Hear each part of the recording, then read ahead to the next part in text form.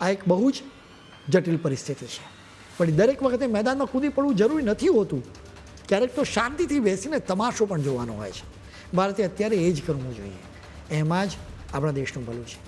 અત્યારે તો જે લોકો યુદ્ધ લડી રહ્યા છે, જેમને આ યુદ્ધની સીધી અસર થાય છે, તેમને જ અત્યારે વાતચીત કરવા દેવી જોઈએ.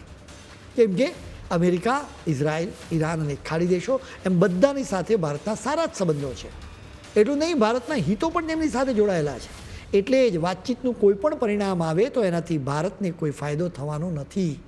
માની લો કે આમાંથી કોઈ એક દેશ કમને સમાધાન કરે તો એના મનમાં કડવાશ રહી જાય કે ભારતના લીધે સમાધાન કરવું પડ્યું.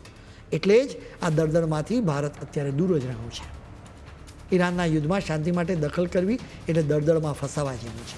ભારત માટે તો બિલકુલ એવી જ સ્થિતિ છે. તમે જુઓ કે અનેક આરબ દેશોની સાથે ભારતના વ્યૂહાત્મક સંબંધો છે. પછી સાઉદી અરેબિયા હોય, યુએઈ, બહેરીન, કતાર, ઇઝરાયલ કે ઇજિપ્ત કેમ ના હોય. ભારતના તમામ મિત્ર દેશો અત્યારે લડાઈમાં ઈરાનની સામેના પક્ષે છે. આ આરબ દેશો પર જ ઈરાનના મિસાઇલ અને ડ્રોન હુમલા થઈ રહ્યા છે. ઇઝરાયલ તો ભારતનું ખાસ મિત્ર છે. અમેરિકા સાથે પણ ભારતના સંબંધો મજબૂત છે.